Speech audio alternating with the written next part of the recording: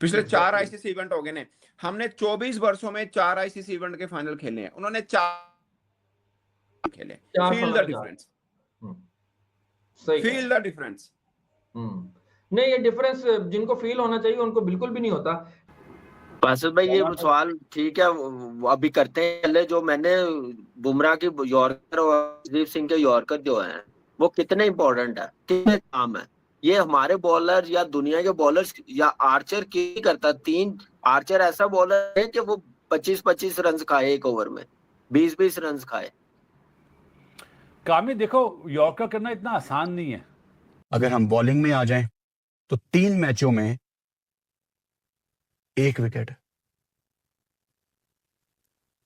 3 मैचों में 1 विकेट है लिस्ट ए में, और उसको पाकिस्तान की वनडे टीम में सेलेक्ट किया गया। अल्लाह की कसम ऐसा जिम्बाब्वे भी नहीं करेगी।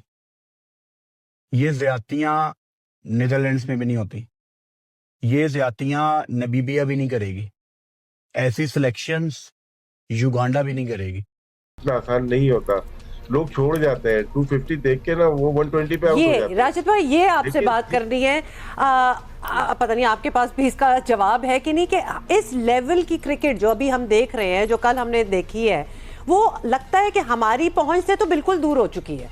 मतलब वो 150 तक एक margin, this is another level and other हमें लगता है हम नहीं कर सकते हैं। इतने मैच में हमें काउंट ना करें। Aamir, if I ask you, नई बॉल, मिडिल ओवर, डेथ, इतने इंप्रेसिव, इतने लीथल, हमारे पास कब आएगा ऐसा बॉलर? देखिए, ग्रूम करने की ज़रूरत है। हमारे पास फास्ट बॉलर्स की बैटरी बहुत आई। अगर आपको याद होगा, पहले 2 सीज़न जो पीएसएल के हुए, हमने बड़े फास्ट बॉलर जो हैं उनको शोकेस किया, but unfortunately they got lost. आपके वक्त का बहुत शुक्रिया बेश साहब। दुनिया हंस रही है पाकिस्तान क्रिकेट के फैसलों पर। आज सरफराज अहमद और मिसबाह हक को सिलेक्शन कमेटी में शामिल कर लिया है, उससे पहले 50 लाख जुर्माने हुए हैं। ये क्या हो रहा है पाकिस्तान की क्रिकेट?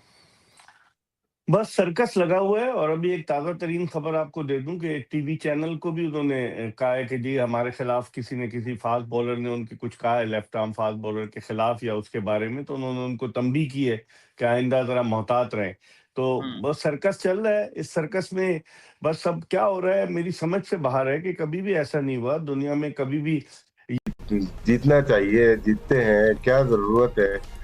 तो इंडिया का हर कोई ये था कि बैटिंग से जीतती है। इंडिया हमेशा अपनी बॉलिंग से मैच जीता है, चाहे पाकिस्तान के खिलाफ हो, चाहे कल रात वाला मैच हो। डेथ बॉलिंग जिसके पास हो वो मैच जीत गई। लेकिन बुमराह ने अपने आप को साबित करके दिखाया। बुमराह की जिस तरह मैं बात करता हूँ कि नया बॉल, पुराना बॉल, स्लो वन, वो लड़का वो अलग लीग का बॉलर है, वो बहुत ही आगे है वो।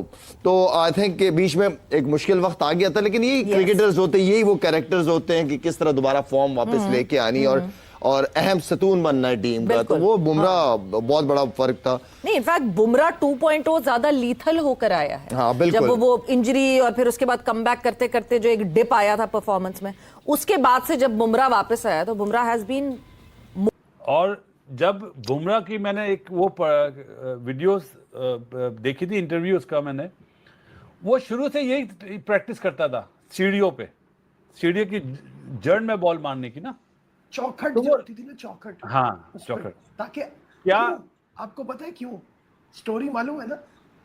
स्कूल टीचर, उसकी मदर स्कूल टीचर थी, दोपहर में सोती थी, तो उसने एक जगह पकड़ ली थी जहां बॉल मारने से आवाज ना आए।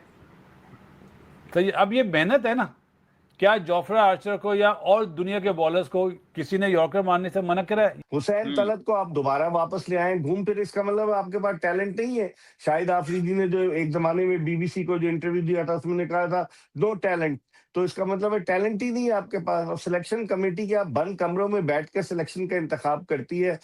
सबसे बड़ा डिफरेंस था the man on the screen, Bumrah. जाहिर सी बात है, बुमराह एक अलग ही लीग का बॉलर है, जो मेरा ख्याल से इंग्लैंड और इंडिया में सबसे जो बड़ा डिफरेंस था, that was Bumrah as well. Bumrah का अगर आप ये देखें कि नया बॉल वो करते हैं अपने फुल रन अप के साथ, जब वो मिडिल ओवर्स में आते हैं वो अपना रन अप जो है उसको कट करते हैं, छोटे रन अप के साथ वो उनकी कंसंट्रेशन होती है कि मैंने यॉर्कर मारने हैं।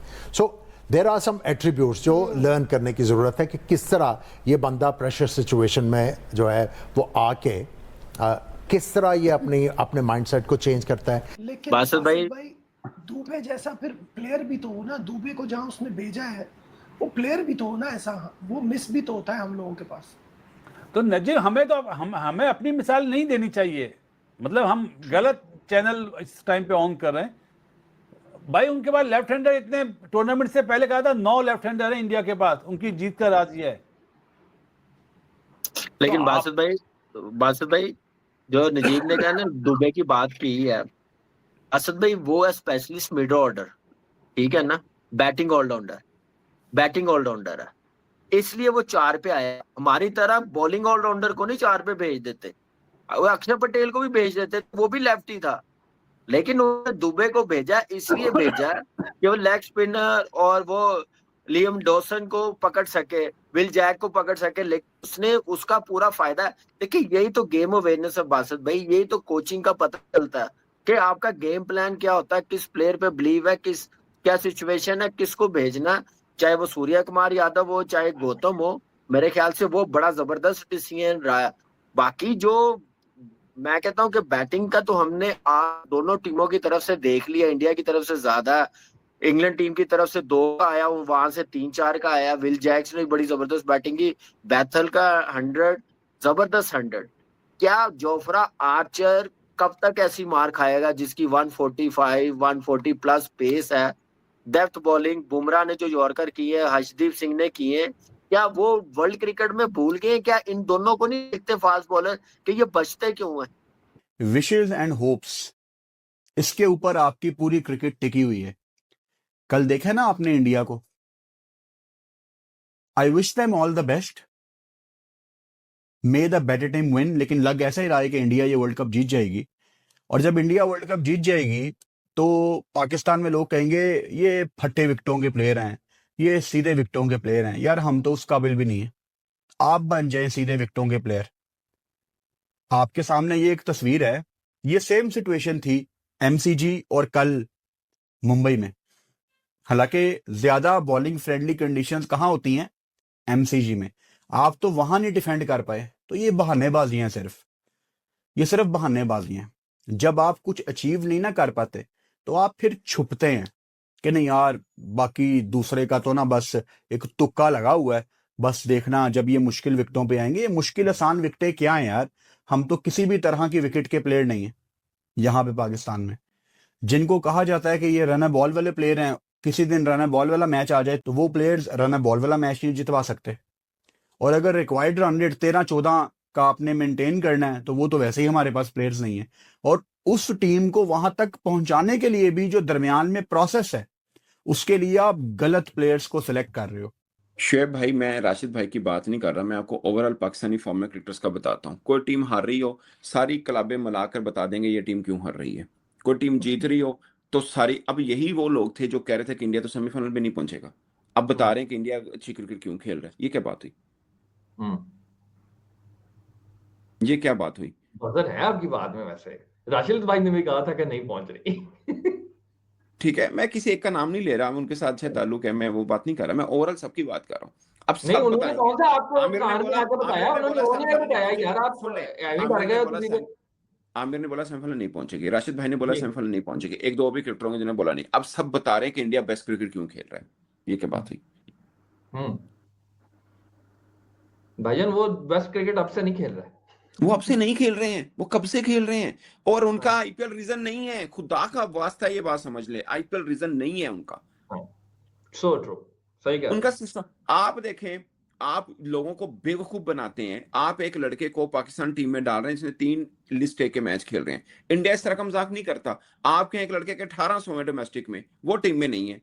जिंदे के 50 हो टीम चे, जिसने डोमेस्टिक में रेड बॉल और व्हाइट बॉल दोनों में टॉप किया है, वो टीम में नहीं है। जिंदी 20 दी एवरेज है वो टीम में है। आप मजाक कर रहे हैं। फिर आप 2 बहाने करेंगे, एक येंगे हमारा सिस्टम खराब है, दूसरी बात ये करेंगे हमारा टैलेंट नहीं है। पाइन किवें टैलेंट नहीं, तुसी 200वां नंबर का बंदा चक लिया जो टॉप तो उन्होंने चक्या नहीं का, फिर कहते हैं उनका आईपीएल सिस्टम। भाईजान ये बात है ही नहीं है। मैं लीग देखें, लीग एक समथिंग डिफरेंट, ठीक है, प्रेशर होता है, वो सब चीजें हैं, इतने हाई प्रोफाइल क्रिकेटर्स में खेलते हैं, वो सब चीजें मैं मान लेता हूं। लेकिन आपका अपना सिस्टम बहुत माने रखता है, बहुत न्यूजीलैंड की तो कोई लीग नहीं, चलो मैंने जवाब देता है सवाल है। न्यूजीलैंड की अपनी लीग ही नहीं है, फिर कहेंगे जब वो बाहर खेलते हैं तो भी बाहर खेल दो पाइन। सबसे ज्यादा बाहर तो वेस्ट इंडीज खेलता है और नेपाल तो 2-1 तो हार के आए ने।